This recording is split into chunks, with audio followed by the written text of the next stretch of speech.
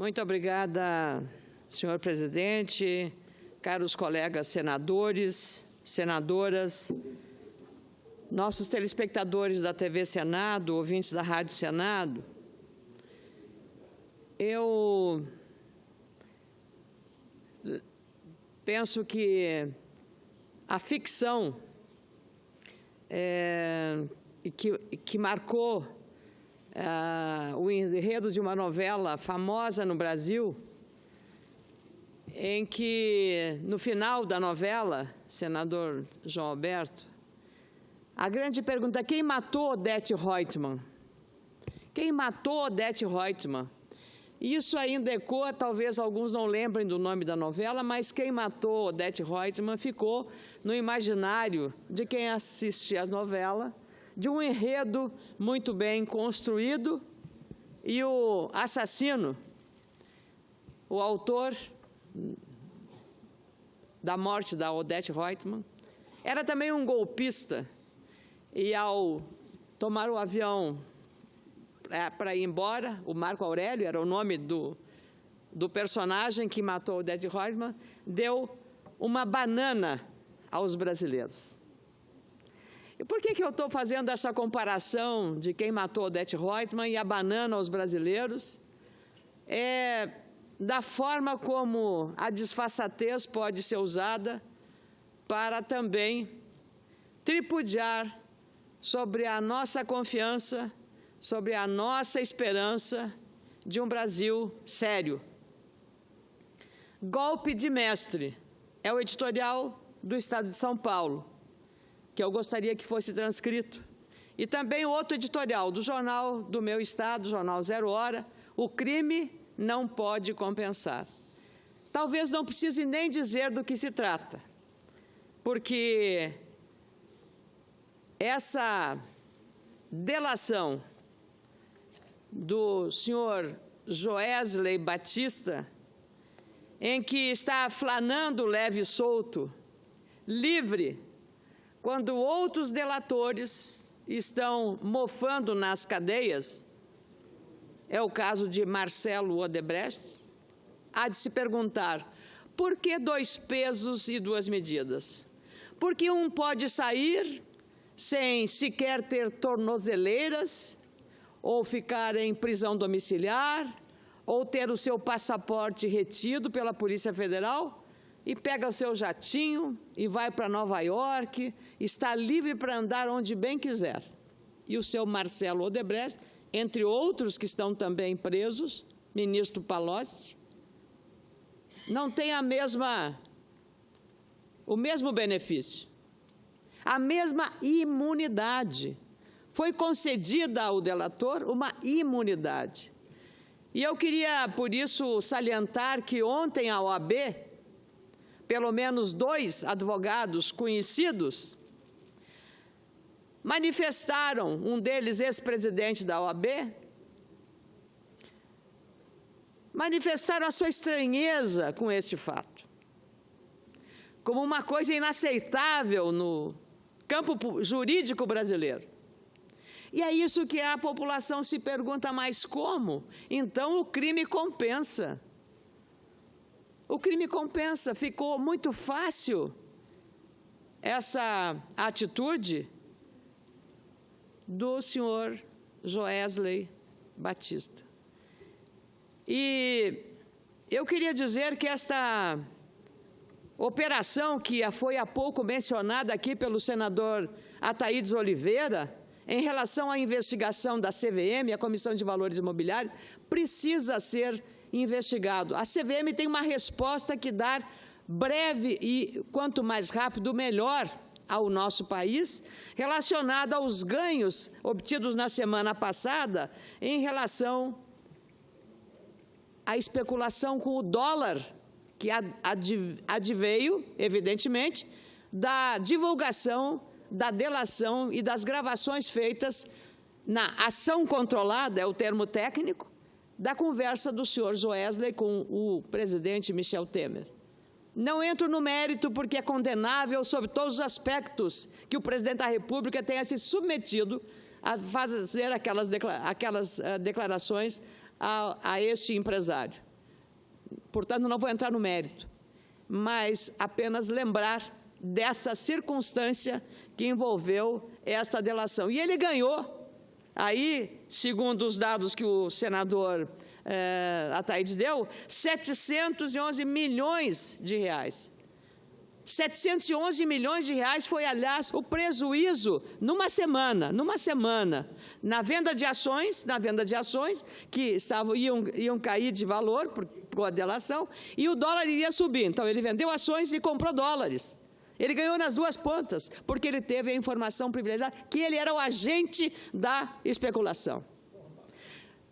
Era ele o dono da informação. Ele manipulou a informação no mercado em seu próprio benefício. Ele sabia do tamanho do estrago que ele ia fazer na nossa economia, senador. Na área financeira, que é muito sensível às crises políticas. Agora, vejam só, 711 milhões, senador Cristóvão, foi também o prejuízo apurado pelo BNDES, segundo o levantamento do Tribunal de Contas da União, na operação feita pelo BNDES, numa das empresas do senhor Joesley Batista. 711 milhões foi a apuração que fez o Tribunal de Contas da União em relação a esse processo. É uma coisa realmente, na compra de ações do grupo, foi o que o BNDES teve que fazer, perdendo, portanto, 711 milhões nessa operação de compras dos títulos do Grupo JBS. E na mira da Polícia Federal está, nessa operação, o ex-ministro da Fazenda, Antônio Palocci.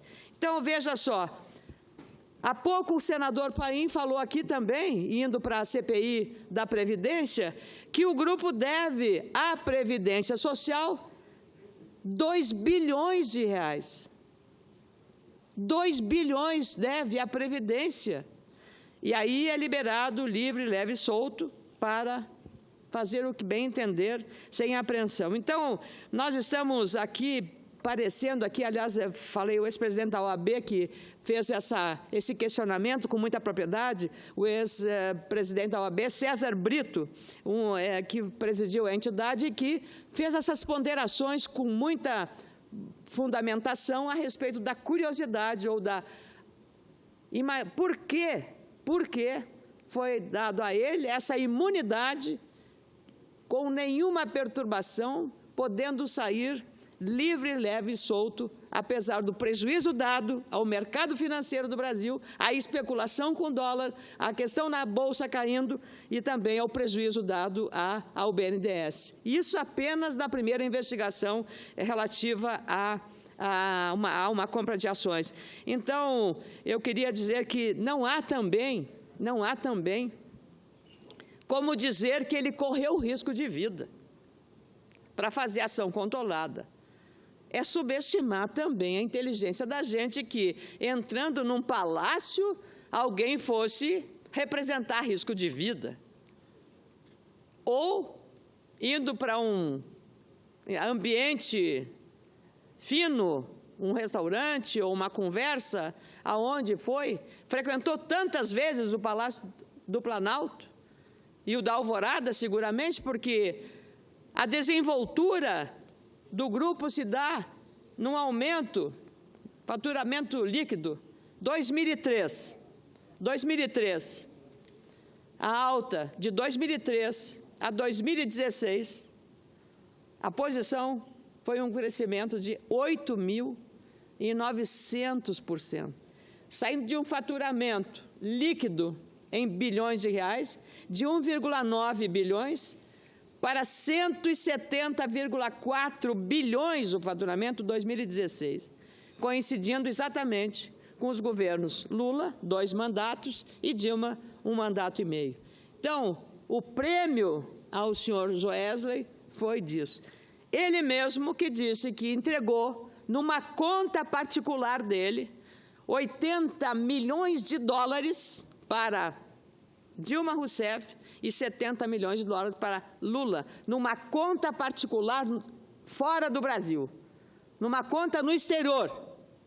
Então, quer-se saber, basta um simples olhar dos órgãos fiscalizadores do Banco Central para rastrear, e é muito fácil, os órgãos competentes aqui e no exterior, de rastrear o caminho desse dinheiro.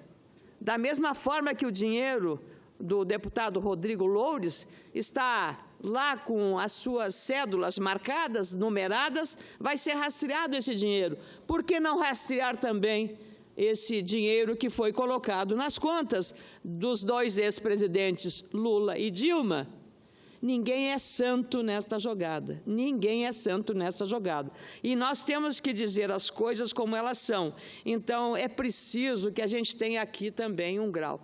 É interessante notar, senador Cristóvão, que quando a OAB foi à Câmara Federal entregar o pedido de impeachment de Dilma Rousseff, a hoje oposição caiu de pau em cima do senhor Cláudio Lamáquia, gaúcho do Rio Grande do Sul, presidente da OAB. Foi uma cena, não agrediram fisicamente por pouco, mas chegaram quase. E agora a OAB está sendo festejada por pedir o impeachment de Temer. Nada como um dia depois do outro. Nada como o que convém mudar a nossa coerência. Então, nós somos coerentes conforme a conveniência, o que mais nos convém. Então, eu penso que nós temos que usar a mesma régua, o mesmo valor e a mesma coerência em tratar desses temas que estão perturbando o país. Tenho repetido aqui, nós, aqui no Senado, temos que respeitar a instituição. E lamento profundamente que membros desta Casa estejam novamente envolvidos em processos. E penso que o Conselho de Ética, que Vossa Excelência presidiu até pouco, não sei se continuará ou como ficará, acho que o presidente Eunício Oliveira precisa reassumir o comando para termos um Conselho de Ética, e o senador que foi afastado pelo Supremo Tribunal Federal tem o julgamento que foram dado aos outros senadores. Nós não podemos usar duas réguas e dois pesos para o mesmo caso. A gravidade das denúncias precisa ser investigada. Não fomos eleitos para julgar, mas não podemos abrir mão da nossa responsabilidade. E o nosso compromisso é defender a instituição e não as pessoas que estão aqui de passagem exercendo mandatos eleitos pelo povo. Eu penso dessa maneira. Lamento profundamente. E é preciso que tenhamos essa atitude de responsabilidade. Com muito prazer, concedo a parte ao senador Cristóvão, ao senador Ataídes e ao senador Thelmário Mota. Senadora, mais uma vez, concordo com a senhora. Nós não fomos eleitos para julgar, mas não podemos fugir da responsabilidade quando a Constituição nos dá essa obrigação. E mais que isso, não podemos julgar uns a favor e outros contra, se o mesmo crime acontecer. Então, temos que ser coerentes na hora de julgar um colega de uma maneira e depois de julgar outro colega se for de outra maneira. Sobre sua fala, quando eu vi dizer que esse senhor Joesney, ele recebeu todo esse prêmio porque tinha medo de ser morto, senador João Alberto, eu fiquei pensando que tanto os juízes que deram e os procuradores que deram isso para ele, como ele próprio, devem ter levado a sério a afirmação do senador Aécio, quando disse que ia indicar alguém que, se fosse delatar, morria. Mais ou menos assim. Temos que estar pronto, tem que ser um cara que, se for preciso, a gente mate ele antes da delação. Vai ver que ele acreditou nisso. E, ao acreditar nisso, recebeu o privilégio de estar passeando nesse momento nos Estados Unidos com a sua fortuna, porque temia risco de morte. É ridícula essa posição. É ridícula, porque sabemos que esse risco ele não corre. O que eu lamento é que ele não esteja correndo o risco da prisão, da devolução integral de tudo que se apropriou. Isso é que eu lamento. E aí, eu creio que o Supremo deveria analisar o acordo que foi feito, mas se não é possível voltar atrás, se voltar atrás desmoralizaria, inclusive, as próximas delações premiadas, que busque outra razão de incriminar esse senhor. Lembrem-se que Al Capone não foi preso por assassinato, ele foi preso por não pagar impostos. E esse senhor, pelo que todos dizem, deve centenas de milhões ao INSS, que nós estamos querendo pôr ordem nas contas do INSS. Por que não vamos atrás dele, senador Ataídes? O senhor, inclusive, que está bem preocupado com isso, e eu o parabenizo, por que não vamos atrás dele pelos outros crimes? Desculpe me chamar assim antes do julgamento, que ele pode ter cometido ao longo de sua carreira. Porque ninguém, não há como passar de 4 bilhões para 170 bilhões em 10 anos a receita de um grupo de empresas sem ter cometido assalto. E assalto ainda é visto como crime. Deve ter crimes. Agora, ao mesmo tempo, é preciso lembrar que as relações dele com o BNDES não está ainda esclarecida. A senhora, eu e outros aqui falamos em CPI do BNDES. Falamos em chamar aqui o presidente do BNDES. Denunciamos que havia fortes suspeitas nos negócios do BNDES. Eu creio que esses últimos fatos, essas últimas fatos e fitas, provam que o BNDES não agiu de uma maneira séria, responsável. Eu ouvi de funcionários do BNDES dizendo que agiram dentro da legalidade. Acredito, porque tem muitas maneiras de você usar a legalidade, mas não é possível que seja correto, justo com o povo brasileiro a transferência de tantos recursos para uma só empresa que não teve nenhum salto tecnológico na nova indústria da informática para o mundo. Não foi um financiamento à empresa do Silicon Valley, não foi na área de grandes pesquisas, nem mesmo na área das pesquisas de medicina, não foi.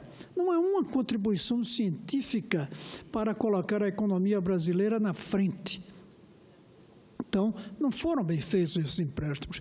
Isso não está esclarecido, isso é preciso analisar ainda com cuidado. E, finalmente, eu creio que é preciso lembrar que esse senhor terminou sendo uma ponte entre o governo Dilma e o governo Temer, mostrando que não houve uma descontinuidade como a gente gostaria que houvesse. Até porque grande parte dos ministros do presidente Temer vem da presidente Dilma, especialmente aqueles que estão envolvidos com suspeitas de corrupção e sendo acusados pela Lava Jato.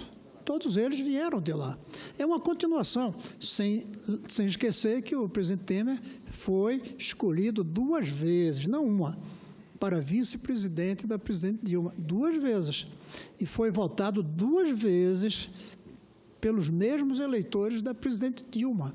Então, essa ponte também precisa ser mais esclarecida. Na verdade, ele é uma herança do governo anterior, que o governo atual não só manteve, como recebeu nas caladas da noite, não sabemos também se o governo anterior não recebeu também. Não sabemos. Apenas que ele não gravou naquela época, porque não tinha feito um acordo para salvar a sua pele. Então, é uma continuação. E eu acho que se há alguma coisa positiva nessa tristeza que estamos vivendo, é que talvez esteja chegando ao fim um ciclo inteiro. Não apenas um presidente, os dois, uma chapa. É um ciclo que está se esgotando. E o que mais me angustia é que não está claro qual vai ser o próximo ciclo. Isso sim que essa casa deveria estar se debruçando. O que é que vai ser depois disso? Passado esse ciclo, o que é que vai ser?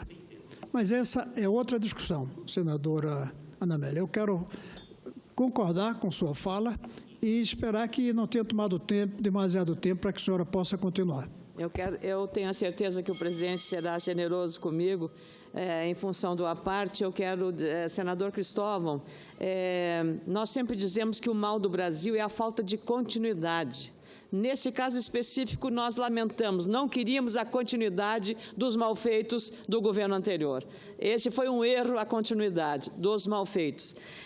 Queria dizer ao senhor também, em relação à questão do acordo que beneficiou o senhor Joesley Batista, o acordo de delação firmado com a Procuradoria-Geral da República e homologado pelo Supremo Tribunal Federal prevê que os empresários não serão denunciados pelos delitos que relataram.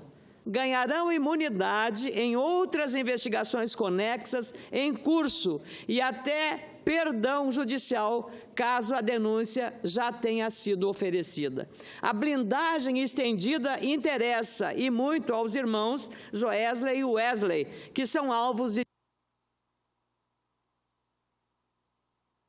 São alvos de diferentes investigações em curso, como a que apura fraudes em fundos de pensão. Ou seja, veja a teia e o alcance, não é só BNDES, não é só CVM que agora tem que investigar, mas também os fundos de pensão, e aí lesando o interesse dos trabalhadores que fizeram aposentadoria complementar nesses fundos. Mas olhem o detalhe aqui, senador. Senador Cristóvão, os benefícios previstos na delação, porém, não são imutáveis. Segundo a advogada Alessi Brandão, que trabalha em delações premiadas, ela explica que a imunidade em investigações é algo mais fácil de ser garantido pela Procuradoria-Geral da República, que pode acionar seus pares em outras investigações para que não denunciem o delator.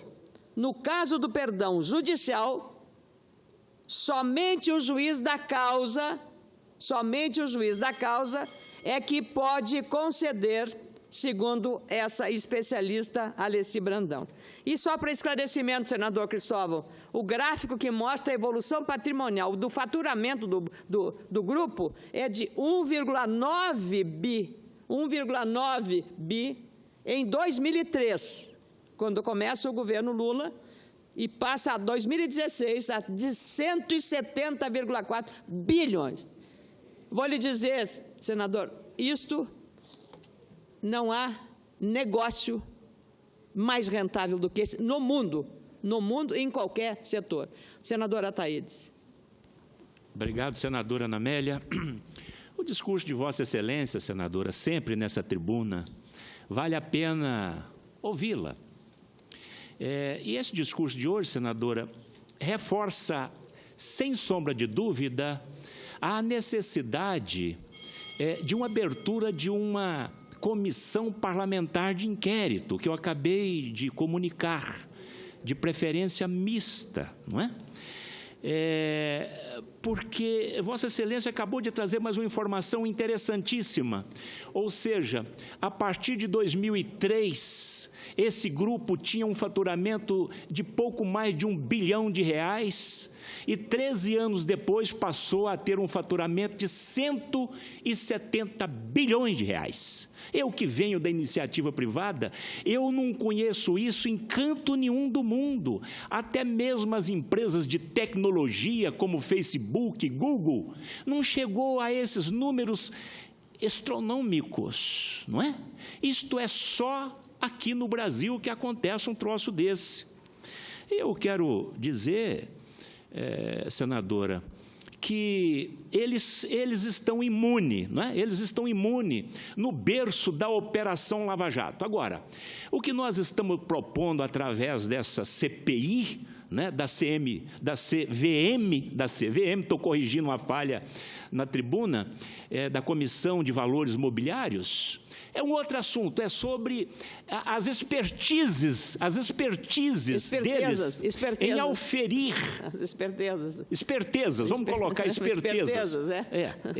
As espertezas deles em conseguir, em uma semana, lucrar mais de 700 milhões de reais. Então, e através desta CPI, nós temos a prerrogativa de convocá-los. Se eles não vierem, nós podemos coercitivamente trazê-los a esta CPI, de formas que eu vejo e espero que tenho o apoio de Vossa Excelência, que sempre apoia esse tipo de instrumentos, não é?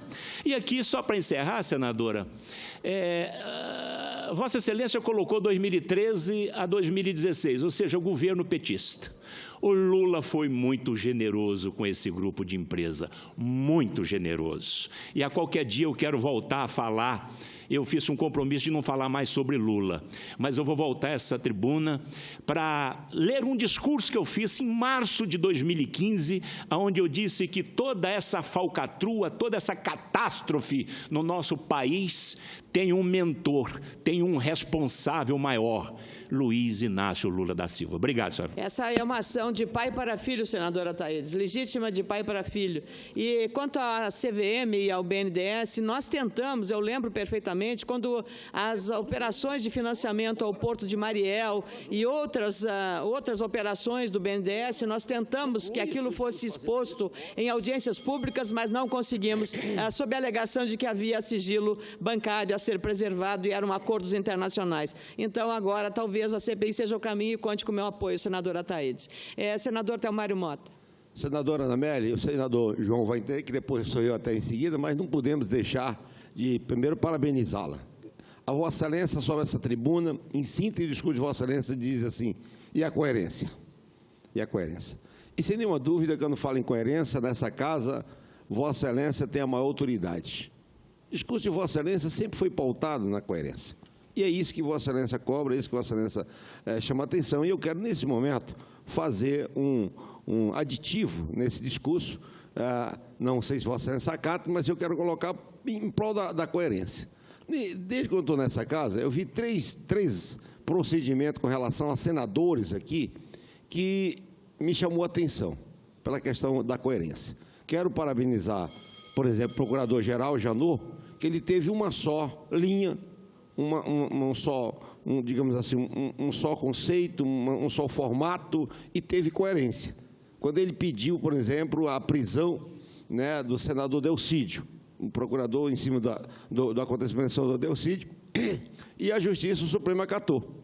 Depois teve o problema com o senador Romero Jucá, tamanho, com aquela conversa com o Machado, em sendo verdadeira, grave, tão grave quanto a do Delcídio. Também o Janot pediu do mesmo formato.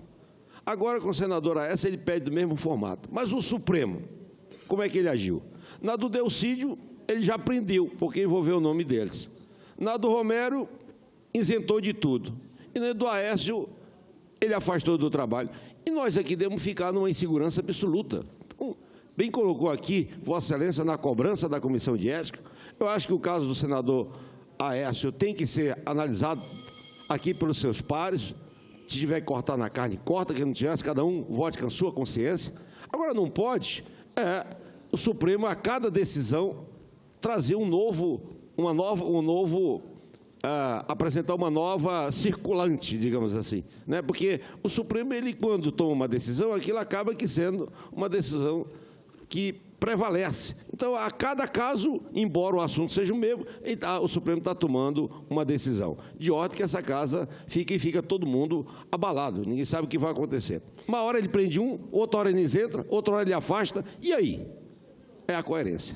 Obrigada, senador Thelmário. E a lei tem que ser igual para todos, senador Thelmário. Nós não podemos fugir do nosso compromisso de preservar a instituição que nós representamos, o Senado Federal. Então, esse é o meu compromisso. E eu queria agradecer imensamente os apartes do senador Ataídes, do senador Cristóvão, do senador Thelmário, e agradecer a generosidade do presidente em relação ao tempo que eu estou usando. Muito obrigada, senhor presidente.